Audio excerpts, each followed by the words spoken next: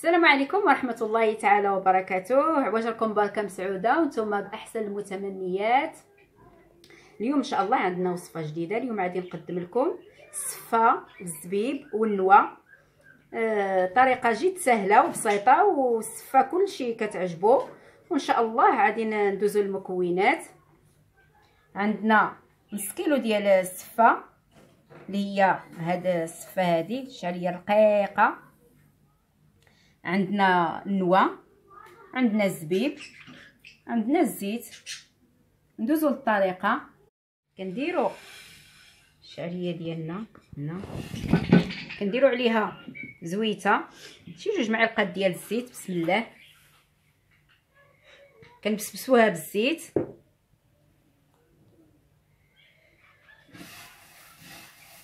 كنكونوا دايرين الكسكاس ديالنا كيفور. ملي كيفور كنديروا فيه الشعريه ديالنا كتبخر. كنبسبسوها بهاد 2 معالق ديال الزيت. ان شاء الله غادي تدوزوا معايا المراحل وغادي تكون لكم ناجحه بزاف، سهله وبسيطه. كلشي كيتخوف منها المبتدئات. ودابا غادي نشوفوا الكسكاس ديالنا الى فار. غادي نمشيو نديروا فيه الشعريه ديالنا. ها هي بسبسناها. دابا نشوفوا الماء ديالنا الى فار ان شاء الله. غادي نديروها في الكسكاس. بعد ما فار الكسكاس ديالنا كنديروا الشعريه.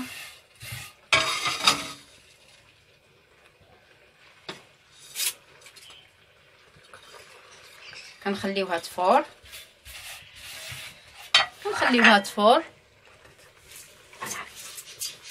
كنخليوها تفور شويه، عاوتاني نوليو نطلعوا عليها نشوفوها. ها الشعريه ديالنا بدات تفور، كنبقاو مراقبينها. ها هي بدات كتفور.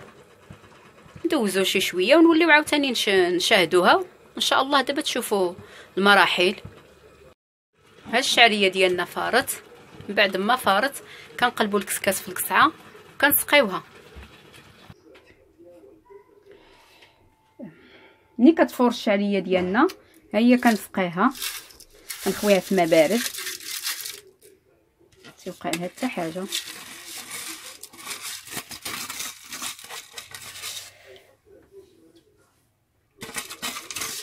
كنخويها في القصعه ديالي ونسقيها.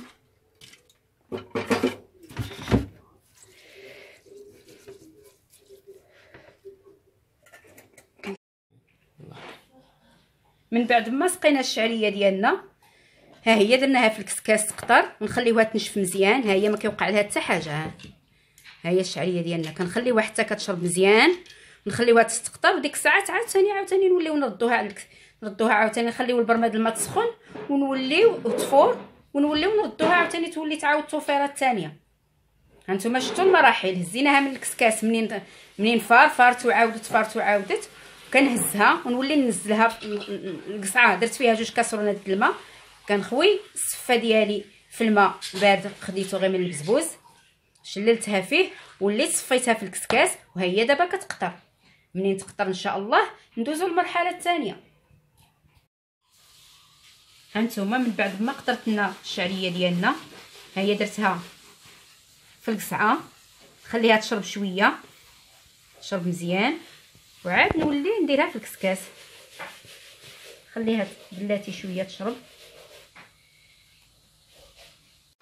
من بعد ما الشعريه ديالنا شربت الماء مزيان كنديروا لها مليحه حسب الذوق. بسم الله. ها هي شربت لنا مزيان. نوليو نزيدوها زويته. بسم الله. معلقه ديال الزيت. بسم الله.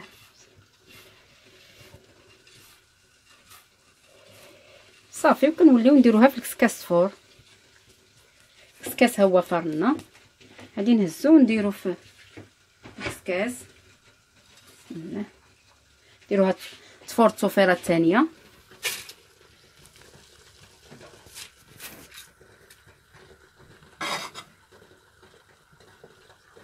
هي كتفور. كنزيدو عاوتاني حتى كنساليو. ها اللوز ديالنا من بعد ما فسخناه، بعد ما سلقناه وفسخناه، دابا غادي نقليه باش نزينو به. كنديروا الزيت في المقله يسخن، كنخويو اللوز ديالنا. من بعد ما تقلى لنا اللوز ديالنا كنحيدو، كنخليوش يتقلى بزاف باش ما يتحرقناش. بعد ما كيتقلى كنحيدوه. السفه ديالنا الطوفيره الثانيه وجدات، كنقلبوها في الكسكاس، كنرشوها بماء الزهر،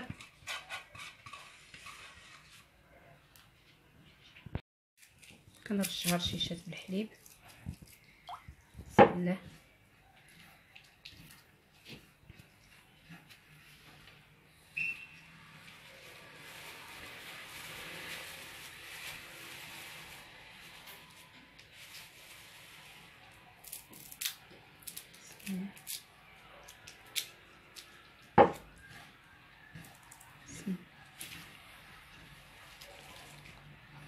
كنولي ندير لها شويه ديال الزهر.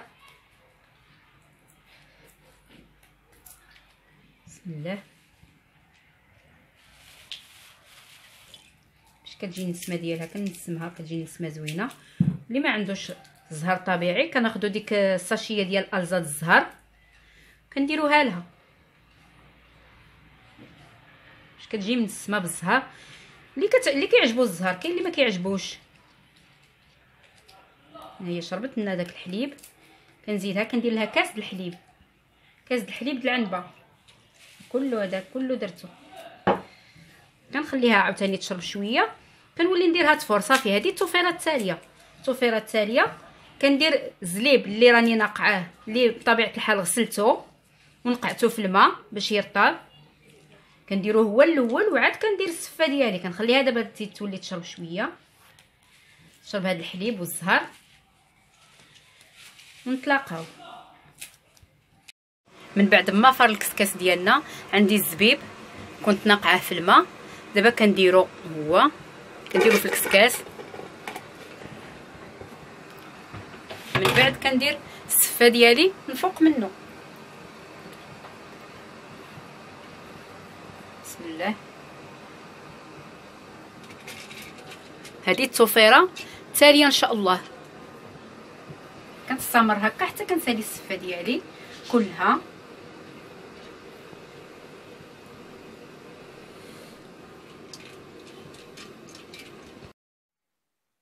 من بعد ما فار الكسكسو ديالنا، ها الزبيب اللي درناه سخون. بسم الله. ها السفه ديالنا واجده، كنديروا لها زبيده. بسم الله.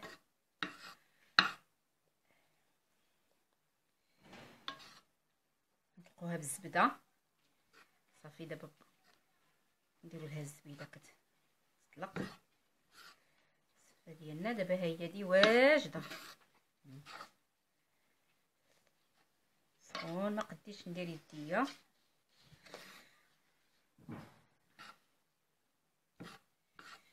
كنبنوها بالزبده، الزبده حيوانيه مزيانه.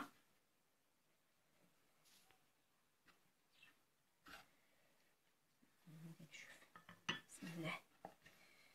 تبرد الزبده، كنستمروا على هذه الطريقه.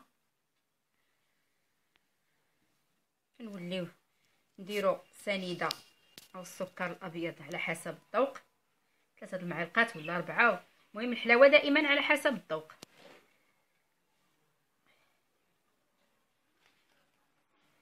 دير سنيده، نديرو سنيده او السكر الابيض على حسب الذوق.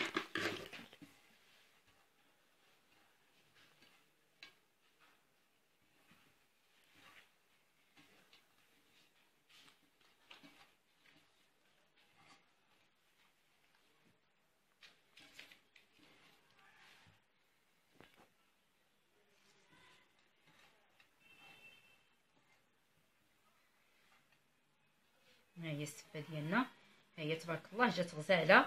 ها هي حبه تبع اختها، ما تعجنات ما والو. كنتمنى تجربوها، هي ساهله وراكم شفتوا المراحل مرحله مرحله.